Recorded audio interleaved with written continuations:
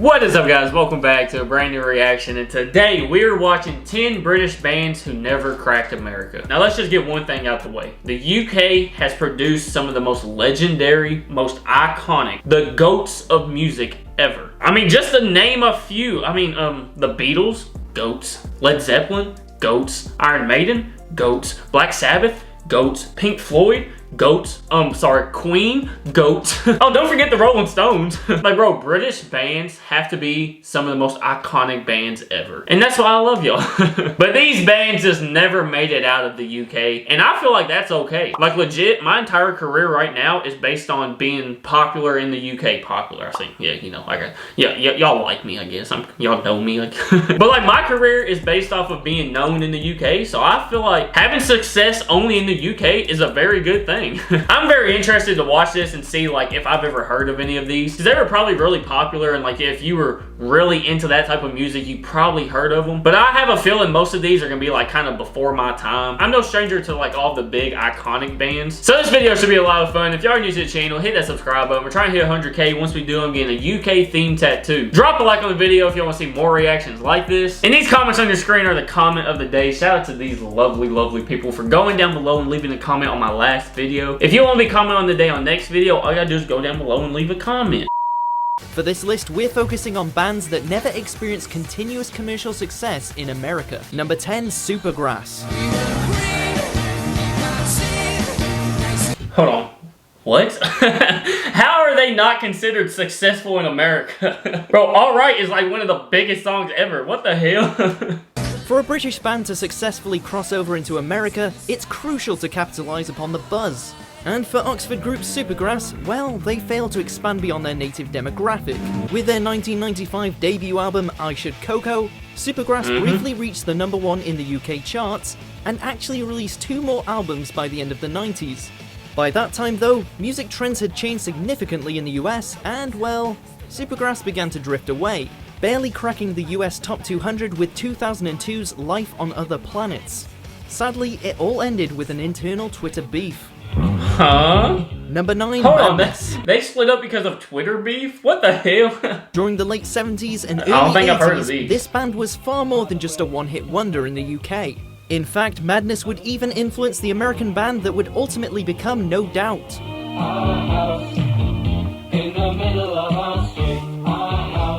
I know that song, I don't know the band. Like Gwen Stefani's versatile group, Madness didn't align themselves with a specific genre, as they blended together a variety of musical styles.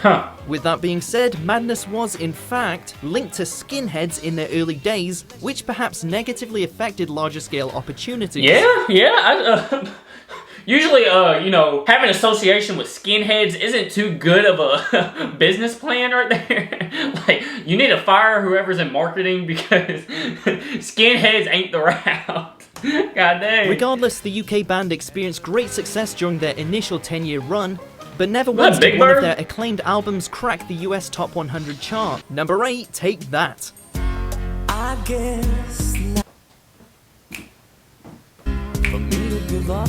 By the mid-90s, the legendary music executive Clive Davis signed this UK boy band to a record deal with Arista. But Take That had already begun to self-destruct. In their prime, Gary Barlow stunned critics with his songwriting skills, and a young Robbie Williams displayed his obvious star power. And so, Take That seemed prime for America. Yet Williams quit in 1996 just as the pop scene was about to change in the United States. The group initially formed in the early 90s, and despite 3 well-received albums, Take That just didn't seem to have the right amount of mojo to keep it going. Although the core members would later reunite with Williams. They were different though. They were definitely different, bro. They probably could have made it if they just stuck with it a little bit longer. Like, I feel like they were a little bit before their time. Number 7, Kasabian. I feel like I've heard of them. Indie fans have certainly heard of this group from Leicester, despite the fact that Kasabian's lead singer Sergio Pizzorno once noted that he hates indie bands. So it's one thing to consider when thinking about Kasabian's failed American crossover. Okay, they reached number 4 on the UK charts with their self-titled 2004 debut, and the next several albums managed to reach number 1. Bro, I feel like if you reach any type of charts, like any type of top 100, top 200, whatever, in either country, bro, you're having a successful career. It is so hard to break those charts, especially nowadays. So even though they didn't have success in America, the success they did have in the UK, that's very, very impressive. In 2013, however, guitarist Jay Mellor actually left to play with Liam Gallagher, formerly of Oasis, while Tom Meehan cited unfinished business in America around the same time. However, the 2014 album 4813 failed to chart in the US, and maybe Kasabian just wasn't ready for a committed American crossover. Hang on, I have like a hair on my eyeball that keeps itching. Oh my god. Alright, I think we're good. Oh my god. Number 6, Happy that Mondays. Maggie hair. Now this Mojo is what you call a Manchester band. Well, it looks like, From 1980 to 1993, Happy Mondays managed to gain quite the following in the UK, certainly with their 1990 album Pills and Thrills and Bellyaches. But considering that a band like New Kids on the Block was big in the United States at the time, well, that's just one reason why the Happy Mondays sound failed to connect with the American mainstream. Even so, this is a band that heavily influenced some of the more notable UK bands of the 90s, such as Oasis and the Stone Roses. Yet their sound embodies more of a distinct Euro vibe rather than trendy American hooks. Number 5, Stereophonics. I feel like I've heard of them too. From the late 90s to the early 2000s, this Welsh band established a reputation for their killer live shows. However, Stereophonics ultimately dismissed original drummer Stuart Cable in 2003, reportedly... Like, I guarantee you, if I was doing this reaction with Anna, my girlfriend, she would know all of these. Like, I don't know how, she just knows like every single band. because he was more interested in his TV show than the band. Sadly, Cable would pass away just 7 years later. In their prime, Stereophonics was known as one of the most talented UK bands, releasing 5 #1 albums throughout the 2000s. Jeez. Yet only one of those, 2001's Just Enough Education to Perform, managed to crack the US top 200 charts. Despite the lack of American buzz, Stereophonics continues in their native Wales as one of the most highly regarded UK bands of the 21st century. Number 4, Manic Street Preachers.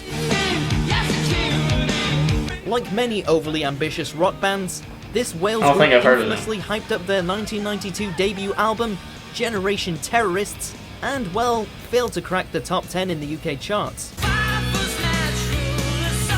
I'm gonna have so much new music to listen to after this. In fact, the Manics wouldn't land a #1 until 6 years later. This coming 3 years after the mysterious disappearance of the celebrated songwriter and guitarist, Richie Edwards. Their music is pure rock, something that US rock enthusiasts could easily get behind, or so it would seem. But while the Manics became iconic figures overseas, their sound just never translated to American mainstream consumers. Decades after the loss of Edwards, however, the Manics continue to wail. That's a hell of a band name though. Manic Street Preachers, that's dope. Number 3, Pulp. Yeah, I've heard of Pulp. By the time of this band's success during the mid-90s Britpop era, they had already been together well over 15 years. Yeah. And until then, Pulp had never actually landed a gold record, let alone an American hit. Wait, no. What is it? No, it's not Pulp. I've heard of a band that kind of has a name that sounds like that. It's not them though. Hold on. I don't know. But albums like Different Class and This Is Hardcore teased at a potential American crossover, with the latter finding its way to the US charts in 1996.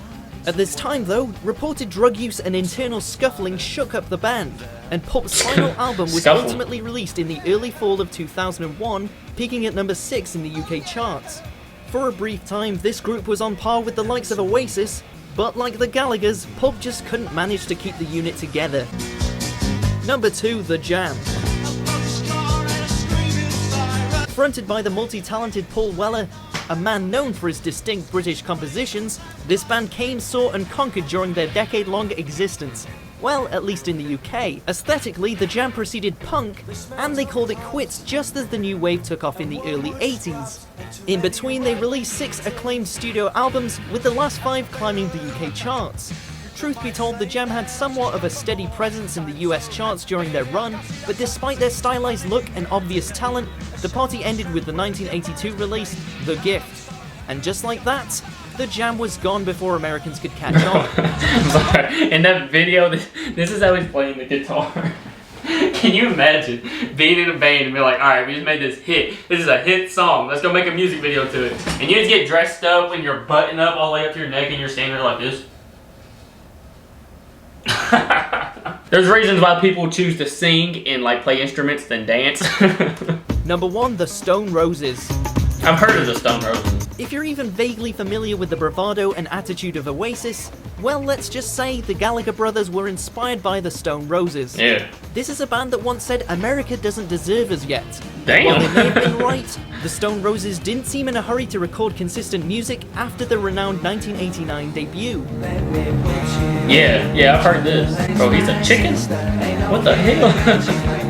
In fact, it took a full 5 years for the Manchester group to drop a second album, and the band folded for good less of 2 years later. Damn. Since then, there has always been talks of a reunion, but it just never seems to happen. And so the Stone Roses will forever remain an acclaimed British rock band that failed to live up to their crossover potential. Damn. I just hate seeing bands that have like so much potential and like so much buzz around their name just fall off because like they don't want to put in the work, or like they get into an argument and split up. That sucks, because who knows, they could have made it to America. They could have been up there with some of the biggest ones like the Beatles and Oasis and all them guys. But alright guys, that is it for 10 British bands who never cracked America. But I love listening to new music, so y'all let me know down in the comments which of these are your favorite and which ones I should check out. Or if you got anybody that you want me to check out, let me know down in the comments. But if y'all new to the channel, hit that subscribe button. We're trying to hit 100K. Once we do, I'm getting a UK themed tattoo. Drop a like on the video. Make sure y'all go out today. Spread love, spread kindness, do something nice for somebody today. I love you guys so much. I really do. JT Rex, and I'm out. Peace.